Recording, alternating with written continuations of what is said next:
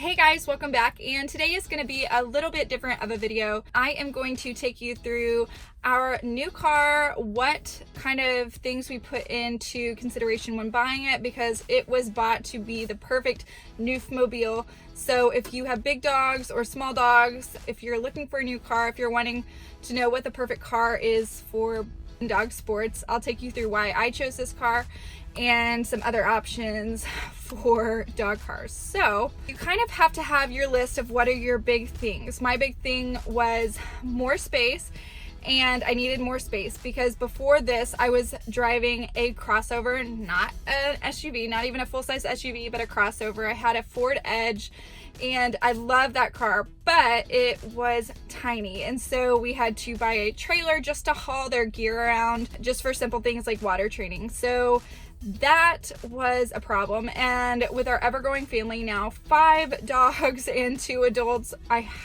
something had to change. I needed more space. So space was my number one thing in looking for a new car. And I run with a big dog group, a big dog crowd, and so I know what all my friends drive, and they drive these big Mercedes Sprinter vans. They drive the big high top Ford Transit vans. That's what they generally drive. And while those are great and I love their setups, I've even showed a few of their setups on my channel here before, I cannot drive that full time. And I have a job where I have to drive kids around, and I can't have a car that the seats are out completely. I needed something that the seats could be easily accessible but put down into the floor when not in use. So this car kind of fit a lot of those check marks that I was looking for. I also needed something that was easy to get in and out of for the dogs. So with big dogs, joints and hips and elbows are always something that you want to be cautious of, and especially as they get older. And so I needed something with a low step up for them. I love an SUV, and I never thought I would ever be in this position where I chose the car that I did.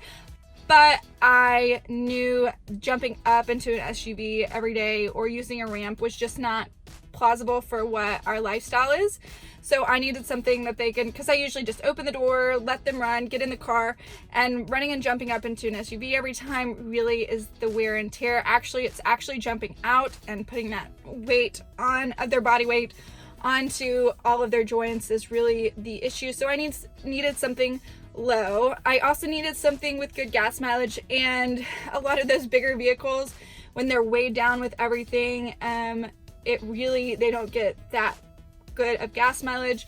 And with us constantly traveling out of state, out of town for shows, I needed something that was consistent there. So another thing that was one of my big have-tos in my next car is dual climate control. And that sounds really silly, and it is in a lot of bigger SUVs probably, and in vans, but it was not in my last car. And so when it was 30 degrees outside, we would still have to have the AC on blast for them, and we were freezing. So we are muddled up in these winter coats and scarves and hats while they were driving.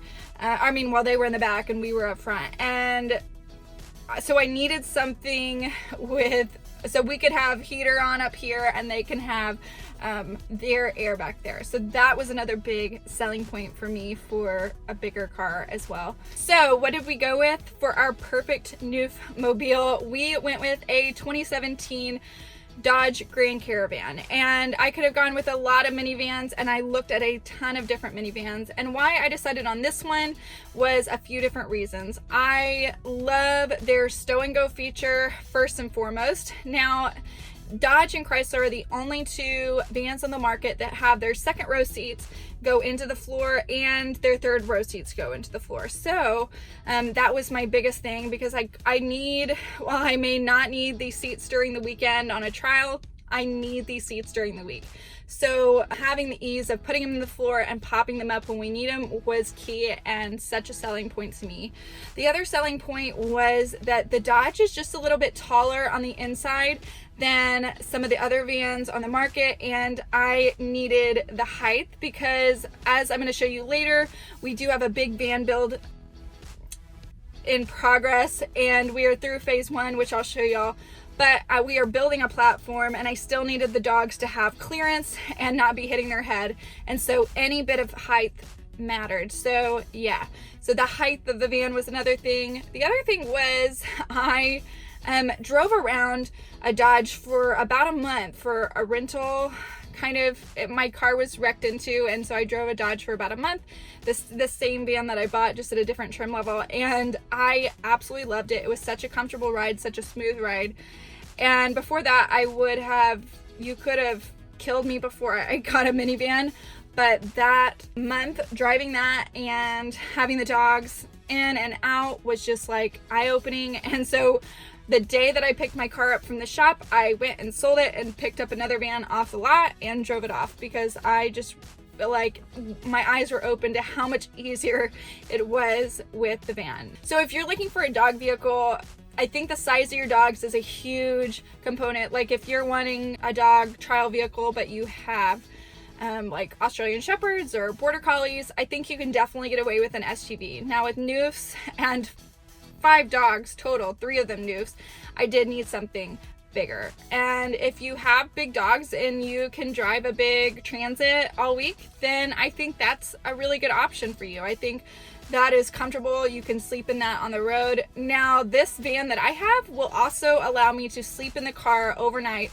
on road trips with my dogs. So that was important to me too in the van build that we are currently doing, and that will eventually be doable. So not to say that you can't do the same things in a minivan that you can do in a bigger like Sprinter or high top van, or even those RVs, because you definitely can, because we are going to be doing that, and I'll walk you through that in a second. If you can definitely handle to drive around the big Transits all week, then definitely more power to you.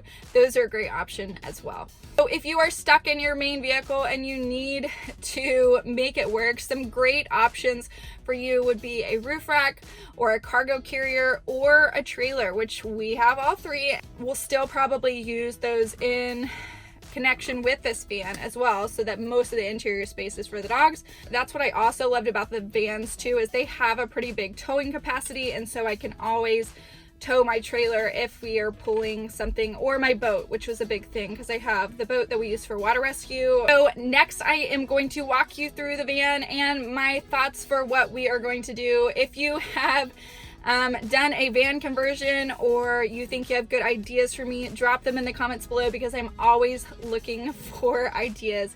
I am building this conversion knowing that this will probably be not the only build we do. We'll probably see how we like this for 6 months to a year, and if it's just not fitting the criteria that we want, we'll switch it around. All right, so this is it. I love that this trim was kind of blacked out, which I love. And there's a lot of different configurations on how we can set this up, and I'll show you all that soon. It's Boomer. And I'll show you how easy these second row seats fold into the floor. Real quick. Here's the front, and I love on vans you have tons of storage below. Even right here, off, buddy. We have this drawer, which right now I have paper towels, and we even have a ton of compartments overhead for storage as well. Maybe poop bags or something can go into those. So yeah.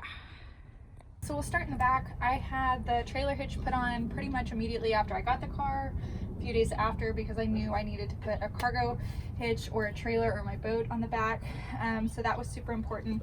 And this is phase 1 of our van build for storage. So right here I can fit a few crates, a few X-pins, or a under the bed storage situation where I can pull it out and put clothes or training stuff in there. Over here is a really, we had to put a thing for support so this wouldn't flex so much with all the weight. And so this side is for like shafts to our draft cart or wood, like my low narrows or anything kind of like that. Eventually I want to put some sort of wire containment where I can work them out of the back of the van, but let's move to the front. Here I want to show how easy it is to put the seats down when I'm not using them. So you have to move the seats all the way up. And then after that, it's really simple. Anyone could do this. Just pull up and boomer back. Boomer back.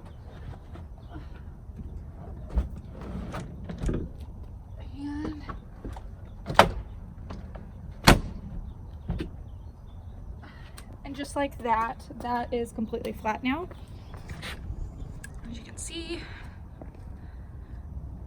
All right, so on to my plans for the rest of the build. I'm wanting to put a hinged piece of plywood that comes down, and then the feet would hinge out and be a support there.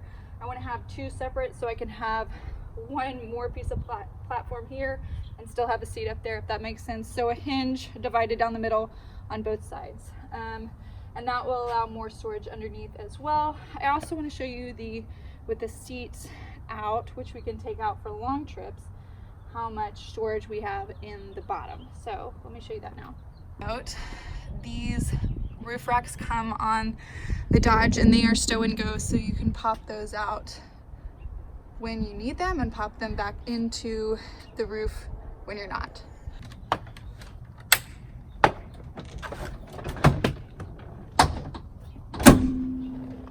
Again, super simple. And let me show you, if we took these seats out, which is just a few bolts and screws, we actually have a ton of space down there, and we could take both out and have a continuous, I don't know, 12 inches of space down there, which is super nice for dryers and bags or dog food or something like that when we're on really long trips. I'll go ahead and put the seat down. See, it just flips into the floor, and this floor comes on top of it. Super simple. I also love that there are, I'll crawl in here. I love that there are outlets here.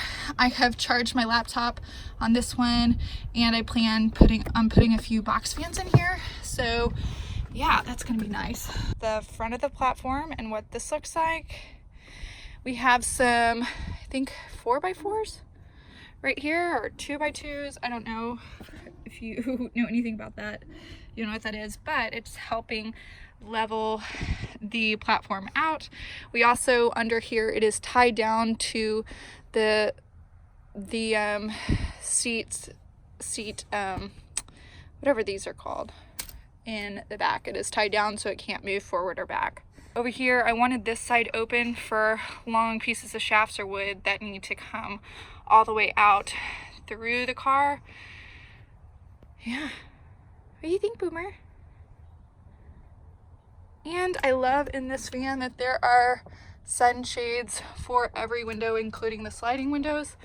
We are going to keep those up most of the time, and I do want to make window shades for when we're camping or staying in here during the day or at night.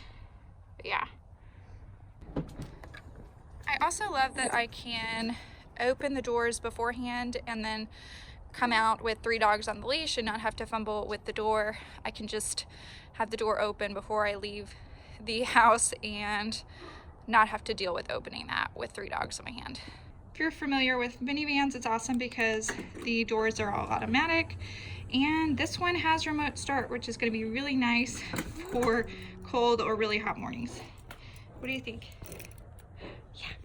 That is all we have for you today, and we will catch you in the next one. Say bye. Oh, off. All right, let's go.